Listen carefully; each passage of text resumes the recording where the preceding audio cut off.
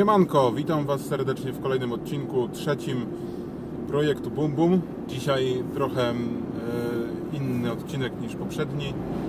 Przede wszystkim opowiem Wam trochę o historii samochodu i zobaczycie też, w jakim stanie jest w tej chwili auto. Dostałem materiały od Rafała, także myślę, że to będzie ciekawy temat dla Was. Zacznijmy od tego, skąd ten samochód w ogóle się u mnie wziął. W latach 70. mój dziadek, świętej pamięci Karol, przypłynął z delegacji w Stanach Zjednoczonych do Niemiec i w Niemczech kupił w 70 roku ten samochód i przyjechał nim do Polski. Tutaj na zdjęciu zobaczycie jeszcze samochód z tablicami przewozowymi. I tak naprawdę ten samochód służył dziadkowi przede wszystkim do codziennej pracy. Dziadek był inżynierem, zajmował się m.in. projektowaniem, budową wytapialni bazaltu i dosłownie tym samochodem bywało tak, że na przykład woził zbrojenia na budowę. Także po prostu wół roboczy i też z tego względu stan, w jakim ten samochód był, jest efektem tej ciężkiej charówki, którą i dziadek, i samochód wykonywali. No i jakby to był pierwszy samochód w rodzinie, zresztą w tych czasach całkiem fajna sztuka, że tak powiem.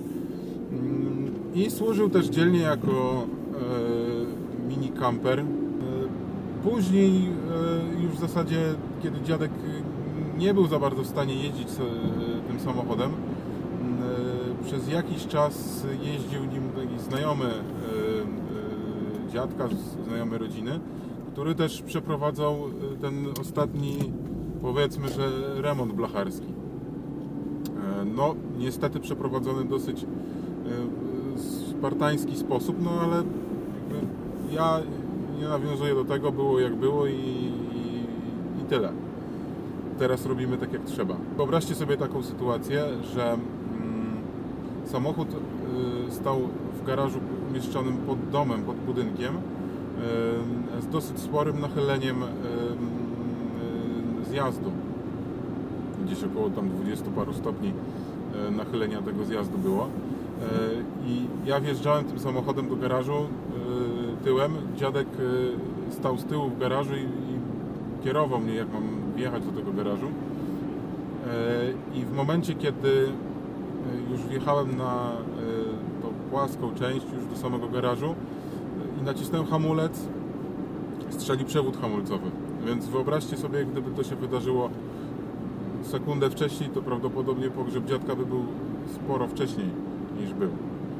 Także od tamtego czasu samochód stał w garażu nieruszany i wyszła taka sytuacja, że trzeba było z piwnicy pozbyć się paru rzeczy i ten samochód wyciągnąć.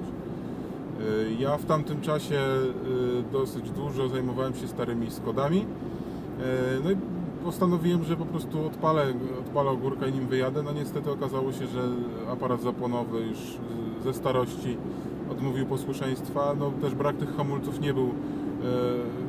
nie byłby wskazany do tego, żeby wyjeżdżać tym samochodem o własnych siłach.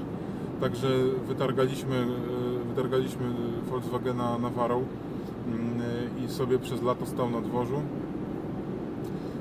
I ja wtedy też stwierdziłem, że mimo wszystko go odpalę i wtedy udało się go uruchomić, wykorzystując aparat zapłonowy ze Skody 120, co widzieliście tą jazdę na pierwszym filmie z 2009 roku. Po tej ostatniej jeździe już w zasadzie samochód stał w tym garażu blaszanym. Podjęliśmy decyzję, że ratujemy sytuację i samochód trafi do remontu. Znalazłem na grupie Volkswagena na Facebooku Rafała i ostatecznie do niego trafił samochód. A jak wygląda jego praca, jak wyglądają efekty, zobaczycie za chwilę. Ja jestem naprawdę zachwycony. Także na pewno jeszcze będziemy mieli okazję osobiście porozmawiać z Rafałem i też będę Wam rekomendował jego usługi, bo naprawdę fachowiec jest najwyższej klasy. Wracając jeszcze do historii samochodu, dlaczego Bum Bum? Skąd taka nazwa?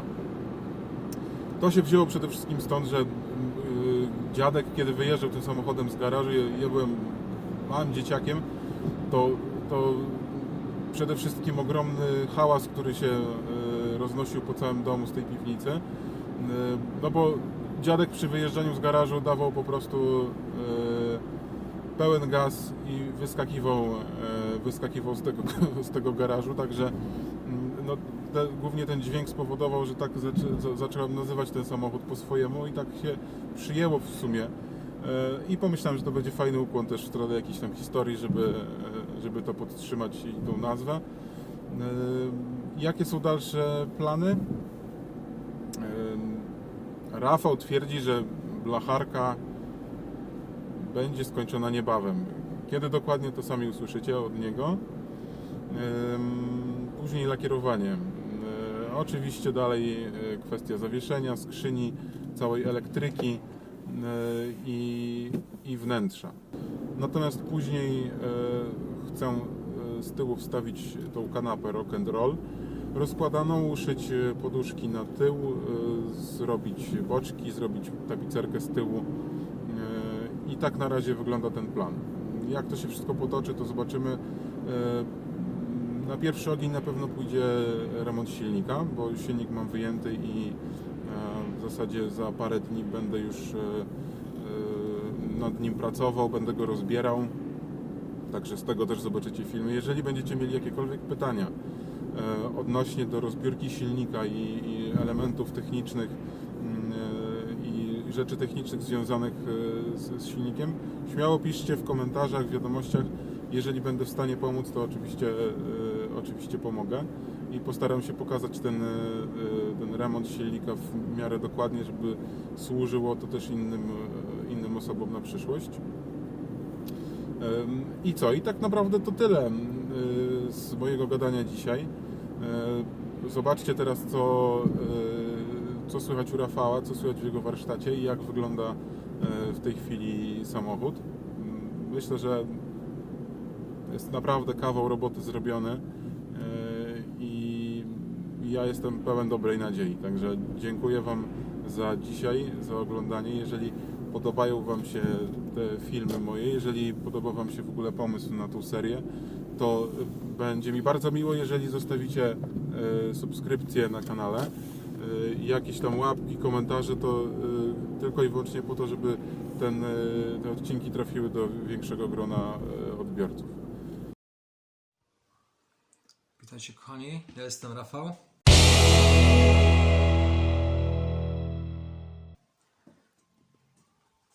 Witam Was w moim małym warsztaciku. Pokrótce pokażę Wam moje małe królestwo oraz to, co do nas zawitało, czyli projekt Volkswagen T2, pomysł Olka.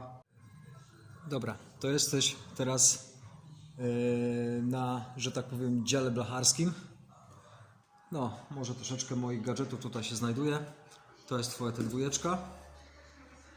Auto jest w trakcie reanimacji. Wydaje mi się, że chyba nie ma tragedii. Póki co. Zrobiliśmy parę rzeczy fajnych. Oj. Tak.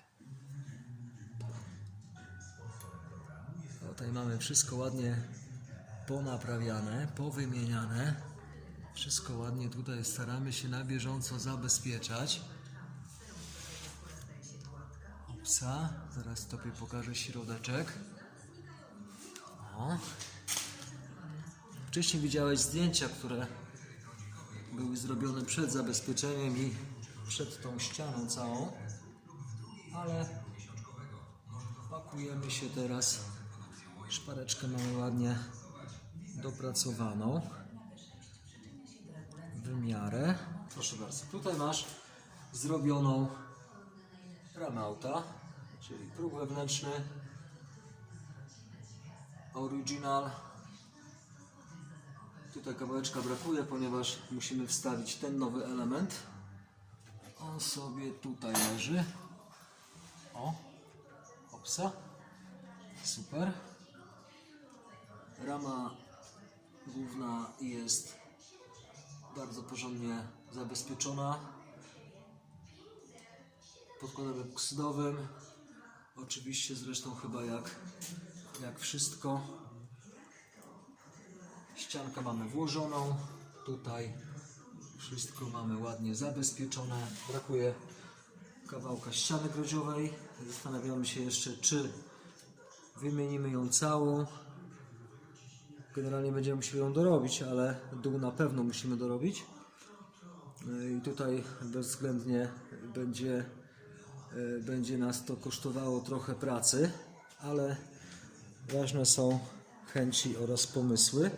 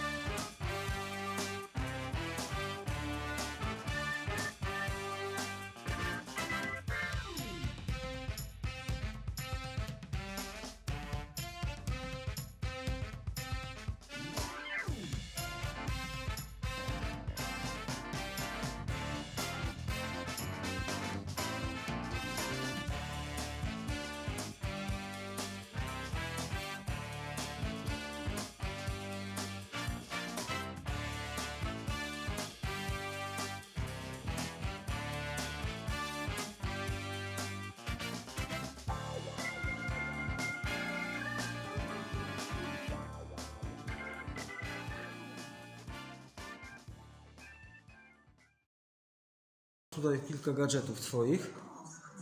O, proszę. To są takie,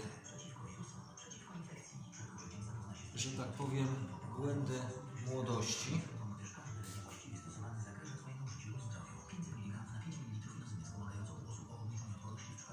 Oczywiście wszystkie te rzeczy są nowe, pozaklejone lub za chwilę będą.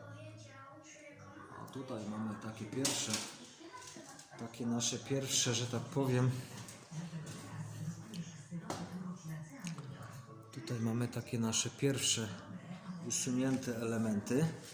Bardzo ciekawe. Bardzo ciekawe. O, takie. Prawda? No. Dobrze, no nie ma co póki co się tutaj zastanawiać. Mamy autko robione.